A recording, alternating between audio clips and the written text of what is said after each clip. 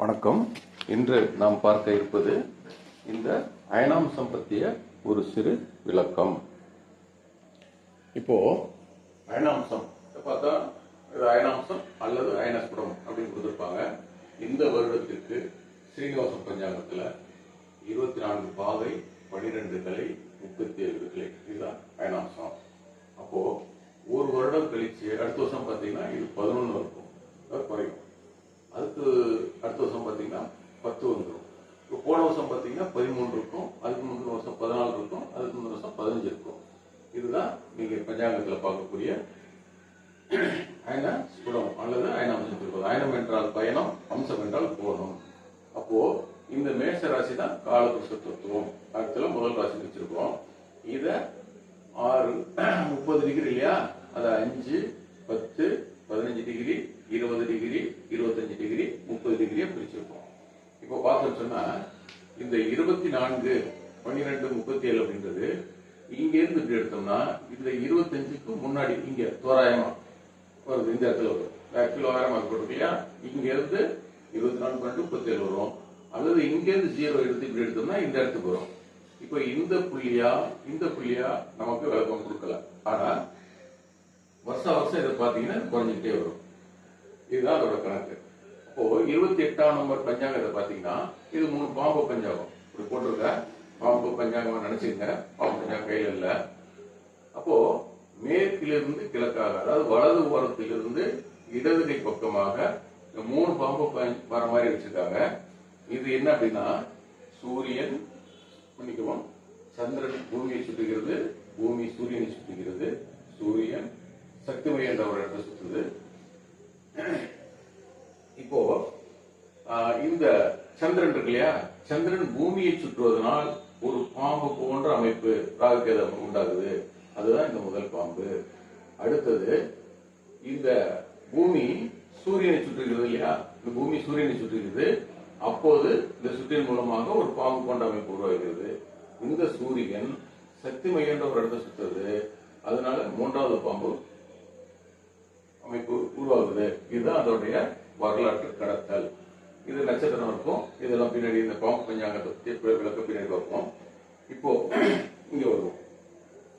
இப்போ இந்த அயனாம்சம் என்பது இந்த புள்ளியா இந்த புள்ளியா, இதுதான் கணக்கு.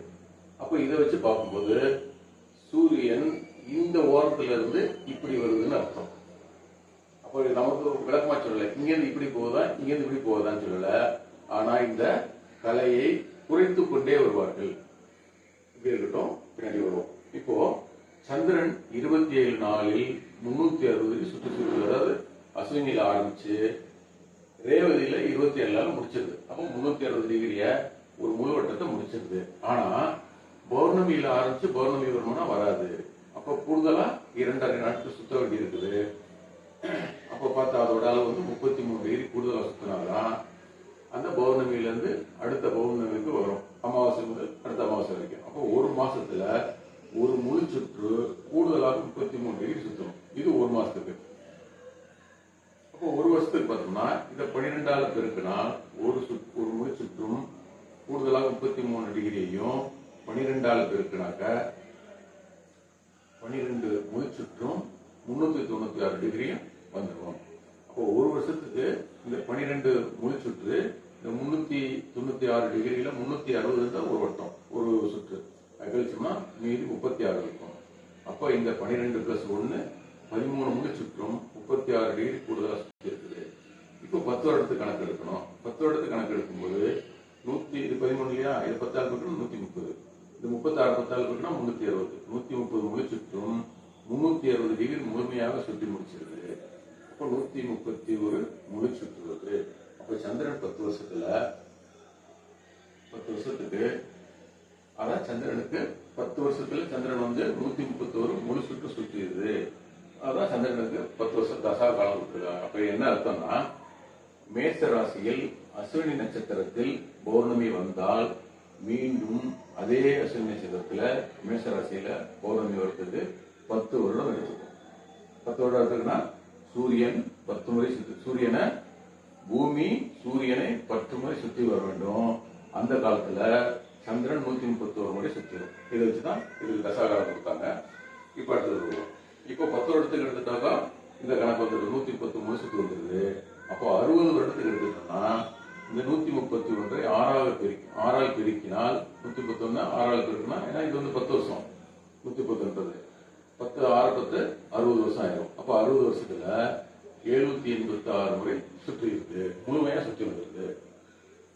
அப்ப என்ன ஆகும் அப்படின்னா, இந்த 10 வருஷத்துல அஸ்வினி நட்சத்திரத்துல பௌர்ணமி வரும் பார்த்தோம் இல்லைங்களா. இப்ப என்னன்னா, இந்த சிறு பொழுதுகள் மாறும். அஸ்வினி நட்சத்திரம் இருக்கும்போது சிறு பொழுதுகள் மாறும். சிறு பொழுதுன்றது 4 மணி நேரம், அதாவது 6 கால பூஜைன்னு சொல்றாங்க இல்லைங்களா. அப்போ ஒரு நாளை 6ஆக வகுத்தால் 4 மணி நேரம் வரும். அதை பத்தின விளக்கத்தை பின்னாடி பார்ப்போம். அப்ப சிறு பொழுதுல இது மாறுபடும்.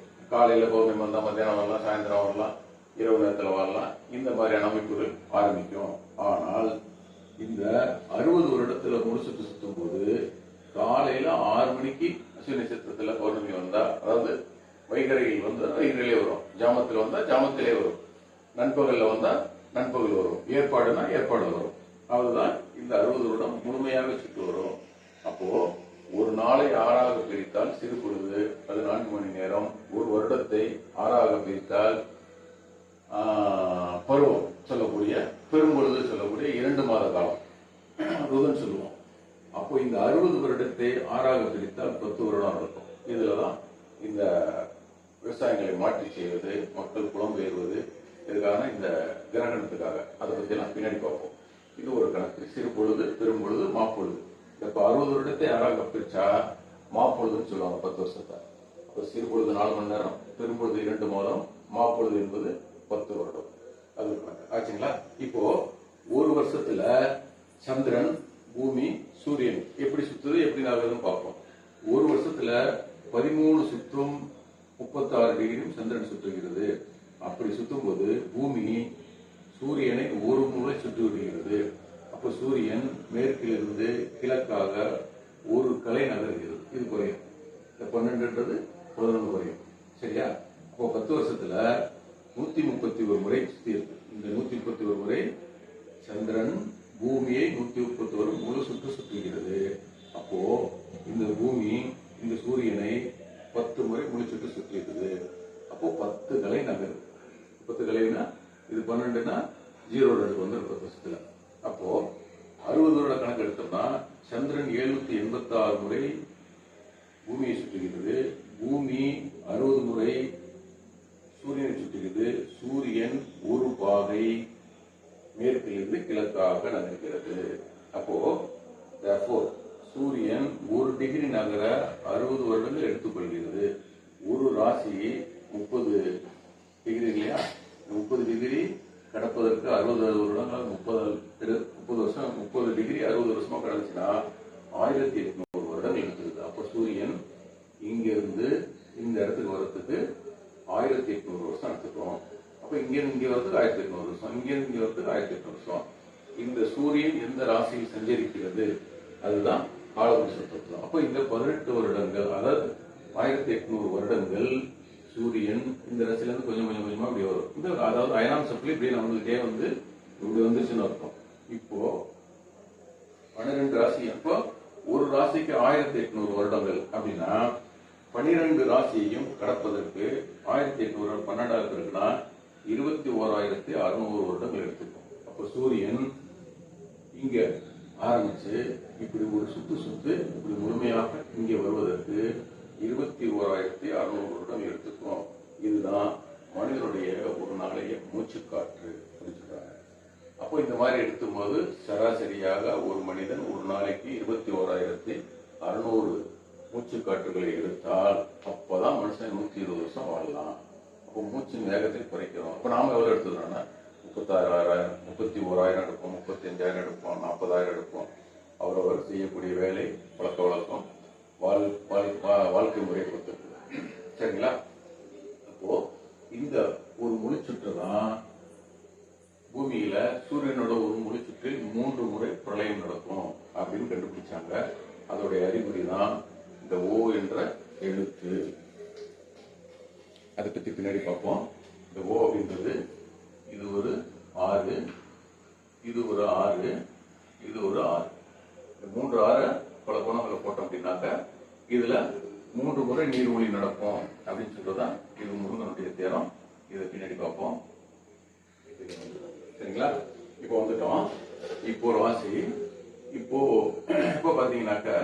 இந்த 20/3/2020 இந்த காலபுருஷ தத்துவத்தையும் வந்து மாறி மீன யுகத்துக்கு வந்துருச்சு, மீன ராசிக்கு வந்துருச்சு. இந்த இடத்துல வந்துருச்சு. இப்போ பாத்தீங்கன்னாக்கா இந்த இடத்துல 1800 வருஷத்துக்கு முன்னாடி இங்க இருந்த காலபுருஷ தத்துவம் ரிஷப ராசியில இருந்தது.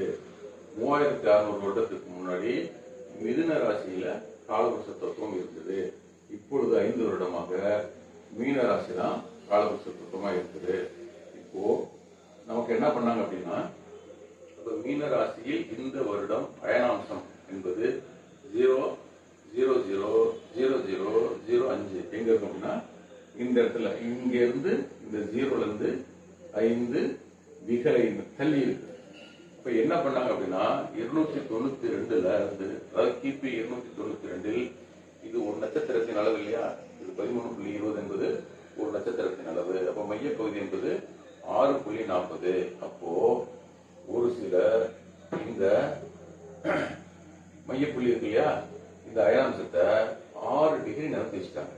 இந்த 6 டிகிரி நகர்த்தி வச்சுட்டு கணக்கு விடுபட்டதா, தவறுதலாக நடந்ததா, வேண்டுமென்றே செஞ்சதா அப்படின்றத அது வேறு சர்ச்சை, அது பின்னாடி பார்ப்போம். அப்ப வரும்போது இப்போ பாத்தீங்கன்னாக்க இங்க 24 கொடுத்துருக்காங்களா, இந்த 24ஓட 6 கூட்டினா என்ன ஆகும், 30/12 வந்துருது. இப்போ இதுல சர்ச்சைகள் இருக்குது. அப்போ இப்போ வந்து என்ன, இந்த காலபுருஷ தத்துவம் என்பது மீன ராசிக்கு வந்துருச்சு. இதோட 6 டிகிரி கூட்டினீங்கன்னா இங்க வந்துருச்சு. இப்போ வரைக்கும் பிரச்சனைகள் இல்லை. அப்ப அதனாலதான் நாம இந்த பாதசாரங்கள் எடுக்கும் போதும் சில நேரங்கள்ல இந்த ராசிக்கு 2ஆ பிரிச்சிடணும். அதாவது ரிஷபம், மிதுனம், கடகம், சிம்மம், கன்னி, துலாம். இது ஒரு பகுதி, இது வலது பகுதி ராசி, இது இடது பகுதி ராசி. இப்போ இந்த பக்கம் உள்ள கிரகங்கள் சில நேரங்கள்ல நமக்கு சில ஜாதகங்கள் என்ன ஆகும்னாக்க பலன் எடுக்கும் போது சாரத்தின் அடிப்படையில சரியா வராது. சில நேரங்கள்ல சரியாக நாம கொடுக்கக்கூடிய காரக ஆதிபத்திய விஷயங்களில் சரியாக பலன் தராம இருக்குது. அப்படின்னா இந்த சூரியன் இருக்கு இல்லையா, இந்த அயனாம்சத்தை 6 டிகிரி தள்ளி நடத்திட்டாங்க. அப்ப 40 கலை மட்டும் இங்க வச்சுக்கிட்டு தள்ளி நடக்கும்போது இப்ப சூரியன் இந்த இடத்துல இருந்ததுனாக்க இதுதான் சூரியன்ல இருந்து எடுக்கக்கூடிய அயனஸ்புடம். சூரியன்ல இருந்து மற்ற கிரகங்கள் எடுக்கிறோம். இப்ப தள்ளி வைக்கும்போது என்ன ஆகுது, இங்க இருந்து இப்படி எடுத்துக்கும். சரியா, இப்படி எடுத்துக்கும் போது இந்த இடத்த வச்சு எடுக்கும்போது இங்க வரைக்கும் எடுத்துக்கும், இங்க வந்து இங்க எடுத்துக்கும். அப்ப இதுல இருந்து இப்படி எடுத்துக்கும். இப்படி எடுத்துக்கும் போது பாதி சரியான கணக்குகளுக்கு கட்டுப்படும், சில கணக்குகளுக்கு நமக்கு கட்டுப்படுவது இல்லை.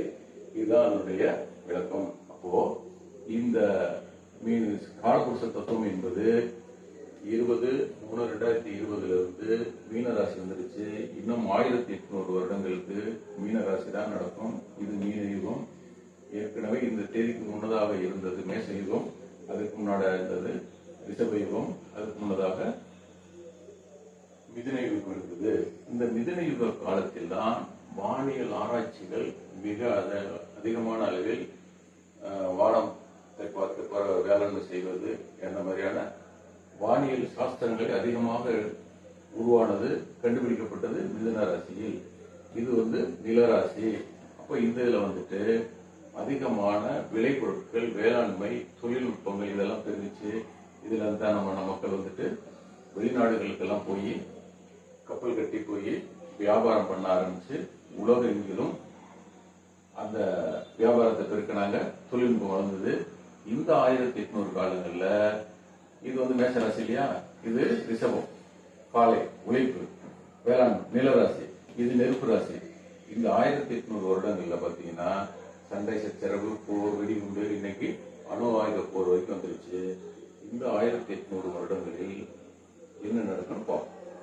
இது என்ன வீடு, மீன வீடு, குருவின் வீடு, ஆன்மீக வீடு நம்ம பார்த்துட்டு இருக்கோம். இந்த 1800 வருடங்களை நாம முழுமையா பார்க்க முடியாது, நம்ம ஒரு ஆய முடியும். இப்படிதான் வந்தது. இது பற்றிய இந்த வீடியோ இதோட முடிச்சுக்குவோம். அடுத்த வீடியோ நாளைக்கு வேற இருக்கணும்.